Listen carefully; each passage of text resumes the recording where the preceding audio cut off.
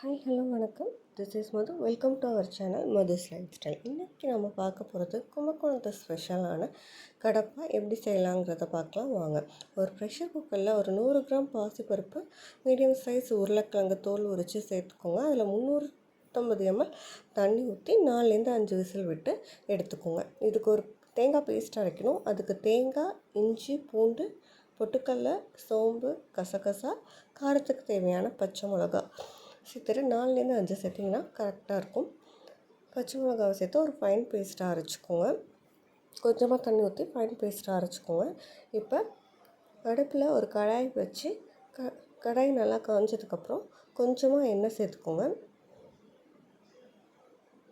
எண்ணெய் காஞ்சதுக்கப்புறம் full spices வந்து நம்ம சேர்த்துக்கலாம்.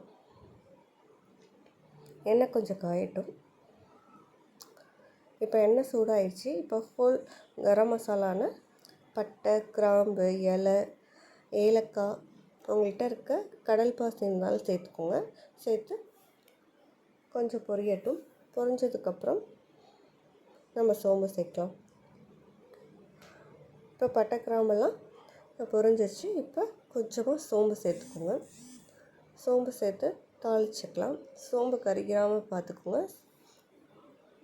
கரிஞ்சிச்சா டிஷ்ஷே நல்லா இருக்காது. இப்போ ஒரு மீடியம் சைஸ் வெங்காயம் சேர்த்துக்கோங்க.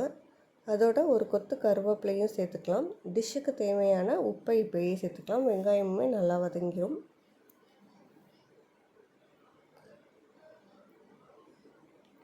வெங்காயம் நல்லா வதக்கட்டும். ரொம்ப ப்ரௌனிஷ் ஆகணுங்கிற அவசியம் இல்லை. ஓரளவுக்கு டிரான்ஸ்பரண்ட்டாக ஆகிற அளவுக்கு வதங்கினாலே போதுமானது.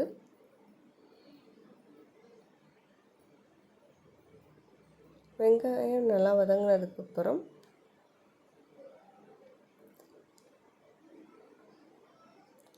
உப்பு சேர்த்துக்கலாம். கொஞ்சமாக தான் சேர்த்தேன், அதனால் இன்னும் கொஞ்சம் சேர்த்துக்கிறேன். உப்பு இந்த அளவு சேர்த்துட்டா சீக்கிரம் வெங்காயம் நல்லாவே வதங்கிடும்.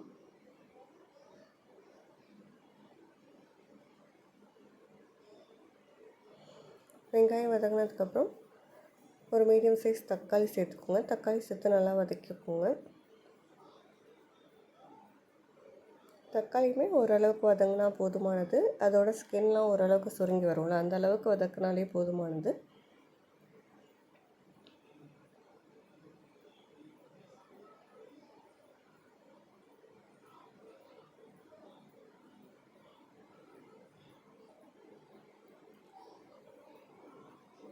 தக்காளி ஓரளவுக்கு நல்லா வதங்கிடுச்சு.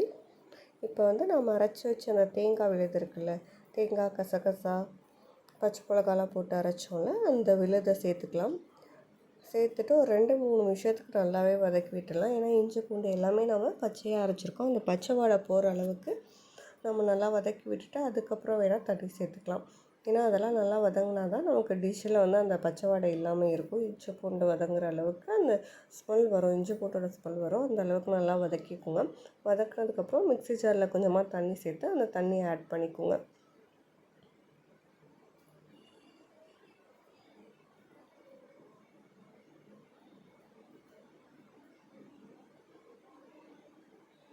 ஓரளவுக்கு இப்போ பச்சை வாடை போயிடுச்சு. இப்போ கொஞ்சமாக மிக்ஸி ஜாரில் தண்ணி சேர்த்து அதில் உள்ள அந்த தேங்காய் கொஞ்சம் அதில் இருக்கும்ல, அது ஒட்டி இருக்கும்ல, அதை நல்லா மிக்ஸி ஜார் அலசி அந்த தண்ணியை சேர்த்துக்கலாம்.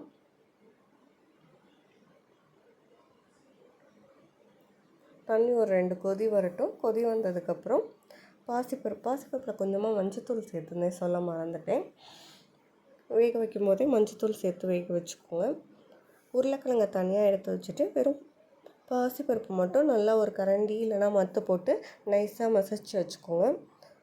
இப்போ கொதி வந்துருச்சு. இப்போ பாசிப்பருப்பு சேர்க்கலாம். பாசிப்பருப்பு சேர்த்ததுக்கப்புறம்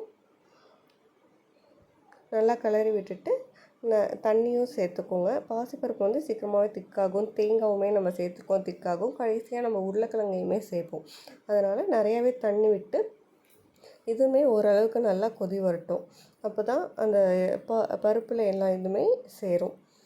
நல்லா கொதி வந்ததுக்கப்புறம் நம்ம உருளைக்கிழங்கு சேர்த்தா போதும். உருளைக்கிழங்கை கட் பண்ணி சேர்க்க வேணால் நல்லா கையால் மசிச்சு விட்டுக்கோங்க, மசிச்சு சேர்த்துக்கலாம்.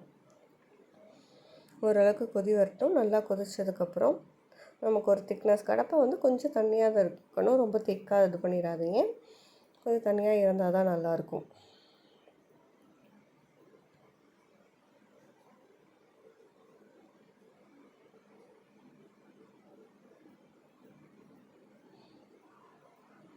இந்த ஸ்டேஜில் வந்து உப்பு டேஸ்ட் பார்த்துக்கோங்க. உப்பு கம்மியாக இருந்துச்சுன்னா இந்த நேரத்தில் சேர்த்துக்கலாம். உருளைக்கிழங்கு போட்டதுக்கப்புறம் சேர்த்தோன்னா அந்தளவுக்கு இதாக இருக்காது. அதனால் ஒரு கொதி வரும்போதே நல்லா உப்பு பார்த்து சேர்த்துக்கோங்க. நம்ம பூரி மசாலுக்கெலாம் எப்படி கையால் மசித்து சேர்ப்போம், அது மாதிரி மசித்து சேர்த்தா போதும். 1 2 அங்கே இருக்க மாதிரி பார்த்துக்கோங்க. ரொம்ப நைஸாக மசிச்சிட வேணாம்.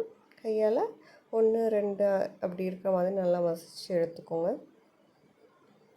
கடப்பை ஓரளவுக்கு நமக்கு தேவையான திக்னஸ் கிடைக்கும்ல, அந்த ஸ்டேஜில் வந்து உருளைக்கிழங்கு சேர்த்துக்கலாம். இப்போ நல்லாவே கொதி வந்துடுச்சு. இந்த ஸ்டேஜில் உருளைக்கிழங்கு ஆட் பண்ணிக்கோங்க.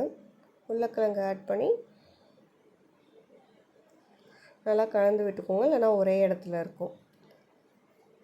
கையில் குழந்தைய வச்சுட்டே சேர்த்ததுனால என்னால் அங்கங்கே இது பண்ணிக்க முடியல. அதனால் நல்லா கரண்டியாலேயே மசிச்சு விட்டுக்கிறேன்.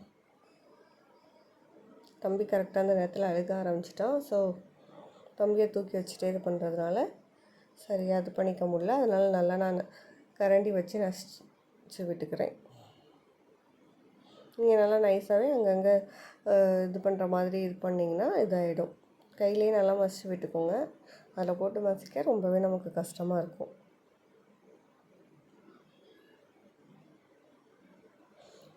உருளைக்கிழங்கு சேர்த்தோடனே நமக்கு இன்னும் கொஞ்சம் திக்னஸ் இருக்கும். ஒரு 2 3 கொதி வந்ததுக்கப்புறம் நம்ம ஆஃப் பண்ணிடலாம். கடைசியாக உங்கள்கிட்ட கொத்தமல்லி இருந்துச்சுன்னா கொத்தமல்லி தூவிக்குவோம். என்கிட்ட கொத்தமல்லி இல்லை, அதனால் நான் தூவலை. கடப்பை மோஸ்ட்லி இட்லிக்கு செஞ்சிங்கன்னா நல்லா டேஸ்ட்டாக இருக்கும். நான் இன்றைக்கி செஞ்சது இட்லிக்காக தான் செஞ்சேன். இட்லி வச்சு மேலே கடப்பை ஊற்றி சாப்பிட்டா அது ஒரு தனி டேஸ்ட்டுங்க. நல்லாவே ஒரு 2 3 கொதி வந்ததுக்கப்புறம் நம்ம ஆஃப் பண்ணிடலாம்.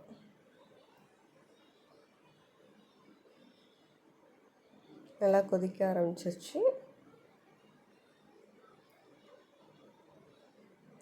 திக்னஸும் நல்லாவே நமக்கு கிடச்சிருக்கு. எவ்வளோ தண்ணி ஊற்றுறோம் பார்த்திங்களா, அதுக்குள்ளே எவ்வளோ திக்காக நமக்கு கிடச்சிருக்கு. இந்த ஸ்டேஜில் ஆஃப் பண்ணி கொத்தமல்லி சேர்த்துக்கோங்க. இப்போ இட்லி மேலே கடப்பை அப்படியே ஊற்றி சாப்பிட்டோன்னா அவ்வளோ டேஸ்ட். உங்களுக்கு இந்த ரெசிபி பிடிச்சிருந்துச்சுன்னா சேனலை சப்ஸ்கிரைப் பண்ணுங்கள், இந்த வீடியோ லைக் பண்ணுங்கள். உங்களுக்கு ஏதாவது டவுட் இருந்துச்சுன்னா இல்லைனா செஞ்சு பார்த்துட்டு எப்படி இருக்குன்னு வந்து கமெண்ட் பண்ணுங்கள். By by. நெக்ஸ்ட் வீடியோவில் பார்க்கலாம்.